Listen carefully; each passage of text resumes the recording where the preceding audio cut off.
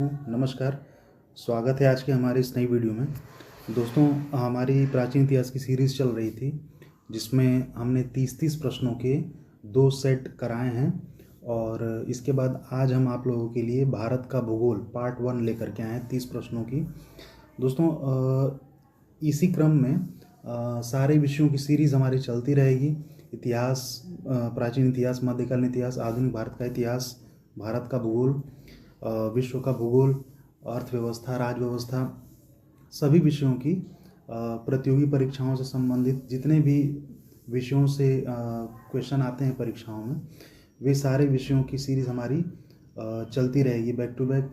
तो दोस्तों, सारे विषयों से जितने भी परीक्षाओं में पूछे जाने वाले संबंधित प्रश्न हैं और जो हमेशा परीक्षा में आने की पूरी संभावना है जिन प्रश्नों की, वे सारे प्रश्न हम आपके लिए लेकर के आए हैं। ऐसे ही विषयों की सीरीज़ हमारी चलती रहेगी।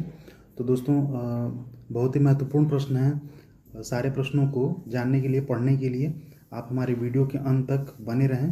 तो चलिए शुरू करते हैं दोस्तों। पहला प्रश्न है, आकार की दृष्टि से भारत का विश्व में कौन सा स्थान है? तो आकार की दृष्टि से दोस्तों भारत का विश्व में हमारे 7वां स्थान है। पहला स्थान जो है कि रूस का है। रूस, कनाडा, चीन, यूएसए, ब्राज़ील, ऑस्ट्रेलिया और भारत का 7वां स्थान है। पहले नंबर पे आकार की दृष्टि से सबसे बड़ा देश रूस है। अगला प्रश्न है, भारत का क्षेत्रफल कितना है? तो भारत का क्षेत्रफल दोस्तों, संपूर्ण भारत का हमारे क्षेत्रफल 32,87,263 वर्ग किलोमीटर है। इसलिए ऑप्शन ए इसका सही हो जाएगा। अगला प्रश्न देखते हैं दोस्तों। अगला प्रश्न है, भारत का उत्तर से दक्षिण तक पूछ रहा है, लंबाई कितनी है? तो दोस्तों, उत्तर से दक्षिण तक वाला जो क्षेत्र है, इधर कश्मीर से और नीचे दक्षिण की तरफ कन्याकुमारी तक तमिलनाडु वाला जो क्षेत्र है, इसकी लंबाई पूछ रहा है। तो इसकी लंबाई दोस्तों 3214 किलोमीटर, 3214 किलोमीटर। इसका ऑप्शन बी सही हो जाएगा। इसके बाद अगला प्रश्न है, भारत का पूर्व से पश्चिम तक की लंबाई कितनी है? तो पूर्व से पश्चिम तक का जो क्षेत्र है, गुजरात और अरुणाचल प्रदेश वाला, ये पूर्व में अरुणाचल प्रदेश और पश्चिम में जो गुजरात है, इसकी लंबाई पूछ रहा है। तो इसकी लंबाई हो जाएगा दोस्तों 2933 किलोमीटर। ऑप्शन ए सही है। अगला प्रश्न है, भारत के स्थलीय सीमा की लंबाई कितनी है? भारत के स्थलीय सीमा की लंबाई 15,200 किलोमीटर है दोस्तों। ऑप्शन बी इसका सही हो जाएगा। अगला प्रश्न है, भारत के तट रेखा की लंबाई कितनी है? जो हमारे देश में जो तट रेखाएं हैं उनकी लंबाई कितनी है? तो परीक्षा में कई बार प्रश्न पूछा गया है। इसका आंसर होगा 7516.6 किलोमीटर। Option A. अगला प्रश्न, भारत के कितने राज्य समुद्री तट रेखा क्षेत्र के अंतर्गत आते हैं? तो दोस्तों, हमारे देश में 9 ऐसे राज्य हैं जो समुद्री तट रेखा क्षेत्र के अंतर्गत आते हैं और ये 9, ऑप्शन सी दिया हुआ है, 9 सही होगा। दोस्तों, जो 9 राज्य हैं हमारे भारत के समुद्री तट वाले, उसमें गुजरात, महाराष्ट्र, गोवा, कर्नाटक, केरल, तमिलनाडु, आंध्र प्रदेश, उड़ीसा और पश्चिम बंगाल, यही 9 राज्य हैं जो समुद्री तट रेखा क्षेत्र के अंतर्गत आते हैं। अगला प्रश्न है, भारत के किस राज्य की तट रेखा सबसे लंबी है? तो दोस्तों, सबसे लंबी तट रेखा वाला राज्य हमारा गुजरात है। ऑप्शन ए सही होगा। अगला प्रश्न, भारत के मध्य से होकर कौन सी अक्षांश रेखा गुजरती है? तो दोस्तों, भारत के मध्य से जब भी पूछे तो हमारी कर्क रेखा हमारे भारत के मध्य से होकर गुजरती है। Option B. अगला प्रश्न, कर्क रेखा भारत के कितने राज्यों से होकर गुजरती है? दोस्तों, कर्क रेखा भारत के कुल 8 राज्यों से होकर गुजरती है, जिनमें गुजरात, राजस्थान, मध्य प्रदेश, छत्तीसगढ़, झारखंड, पश्चिम बंगाल, त्रिपुरा और मिजोरम, ये 8 राज्य हैं जिनसे होकर कर्क रेखा गुजरती है। इसका ऑप्शन डी सही होगा, 8 राज्य। अगला प्रश्न है, भारत के मुख्य भूमि का दक्षिणी नोक क्या है? दोस्तों ये जो प्रश्न है, इस तरीके का प्रश्न कई बार परीक्षाओं में आता है और इसमें हम काफ़ी कंफ्यूज होते हैं। ध्यान से दोस्तों इस सवाल को आप समझिएगा, इस प्रश्न को ध्यान से देखिएगा। प्रश्न है कि भारत के मुख्य भूमि का दक्षिणी नोक पूछ रहा है, नोक। तो दोस्तों जब दक्षिणी नोक पूछे तो इसका उत्तर हो जाएगा सी, केप केमोरिन। याद रखिएगा, दक्षिणी नोक पूछे तो केप केमोरिन हो जाएगा। इसके बाद हम अगला प्रश्न देखते हैं। अब यहाँ पर देखिए अगला प्रश्न दिया हुआ है, भारत का सबसे दक्षिणी बिंदु क्या है। इससे पहले वाला प्रश्न था कि सबसे दक्षिणी नोक क्या है, और ये प्रश्न है कि भारत का सबसे दक्षिणी बिंदु क्या है। तो जब सबसे दक्षिणी बिंदु पूछेगा आपसे तो आपका आंसर हो जाएगा इंदिरा पॉइंट, ऑप्शन ए आपका ये सही हो जाएगा। अगला प्रश्न है, भारतीय भूमि का सर्वाधिक उत्तरी भाग क्या है। अब देखिए ये सर्वाधिक उत्तरी भाग पूछ रहा है यहाँ पर, तो भारतीय भूमि का सर्वाधिक उत्तरी भाग इंदिरा कॉल, ऑप्शन बी सही है। दोस्तों भारत के भूगोल से जितने भी संबंधित प्रश्न परीक्षाओं के लिए महत्वपूर्ण बन सकते हैं, वे सारे प्रश्न मैं आपके लिए लेकर के आया हूँ। इसमें यदि आप हमारी सारी वीडियो को देखते हैं तो निश्चित रूप से आपके परीक्षाओं में हमारे क्वेश्चन जरूर आएंगे, फंसेंगे। अगला प्रश्न है, भारत का दक्षिणतम बिंदु क्या है। अब दोस्तों पूछ रहा है भारत का दक्षिणतम बिंदु। भारत का दक्षिणतम बिंदु कहाँ स्थित है, तो ये दोस्तों अंडमान और निकोबार द्वीप समूह में स्थित है, ऑप्शन ए इसका सही होगा। अगला प्रश्न, भारत की मुख्य भूमि को रामेश्वरम द्वीप से कौन अलग करता है। तो भारत की मुख्य भूमि को रामेश्वरम द्वीप से पंबन चैनल अलग करता है, ऑप्शन बी इसका सही आंसर होगा। अगला प्रश्न है, एडम्स ब्रिज जिसको आदम का पुल के नाम से भी जाना जाता है, ये किन दो देशों के मध्य स्थित है। तो दोस्तों एडम्स ब्रिज ये श्रीलंका और भारत इन दो देशों के बीच में स्थित है, इसलिए इसका ऑप्शन ए सही होगा।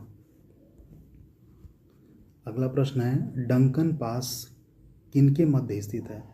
तो डंकन पास दक्षिणी अंडमान और छोटा अंडमान इन दोनों के मध्य में स्थित है, ऑप्शन सी सही है। अगला प्रश्न है, भारत को श्रीलंका से कौन अलग करती है। यहाँ पर भारत को श्रीलंका से पूछ रहा है, भारत और श्रीलंका को कौन अलग करती है। तो खंबात की खाड़ी, मन्नार की खाड़ी, रेडक्लिफ रेखा, मैकमोहन रेखा। तो इसमें दोस्तों भारत को श्रीलंका से अलग करने वाली जो खाड़ी है ये मन्नार की खाड़ी है, ऑप्शन बी इसका सही होगा। जबकि मैकमोहन रेखा भारत और चीन को अलग करती है, रेडक्लिफ रेखा भारत और पाकिस्तान को अलग करती है। अगला प्रश्न है, भारत का सबसे प्राचीनतम भूभाग क्या है। भारत का सबसे प्राचीनतम भूभाग पूछ रहा है दोस्तों। तो भारत का जो सबसे प्राचीनतम भूभाग है ये प्रायद्वीपीय पठार है। जब प्राचीनतम भूभाग आप पूछेगा तो इसका सही उत्तर प्रायद्वीपीय पठार हो जाएगा। प्रायद्वीप का मतलब ये होता है कि तीन तरफ से जल से घिरा हुआ क्षेत्र। तो जो हमारा भारत देश है ये तीन तरफ से जल से घिरा हुआ है। पूर्व में बंगाल की खाड़ी, पश्चिम में अरब सागर और दक्षिण में हिंद महासागर, इन तीनों से हमारा भारत घिरा हुआ है, जबकि उत्तर में हिमालय है। तो इसका सही उत्तर हो जाएगा प्रायद्वीपीय पठार, ऑप्शन बी सही है। अगला प्रश्न है, भारत का पूर्वी समुद्र तट किस नाम से जाना जाता है। तो भारत का पूर्वी समुद्र तट जो है ये कोरोमंडल तट के नाम से जाना जाता है, इसका ऑप्शन बी सही है। भारत के पश्चिमी समुद्री तट का उत्तरी भाग किस नाम से जाना जाता है। तो भारत यहाँ पर पूछ रहा है भारत के पश्चिमी समुद्री तट का उत्तरी भाग पूछ रहा है। ध्यान रखिएगा, भारत के पश्चिमी समुद्री तट का उत्तरी भाग पूछ रहा है, तो इसका सही आंसर हो जाएगा कोंकण तट।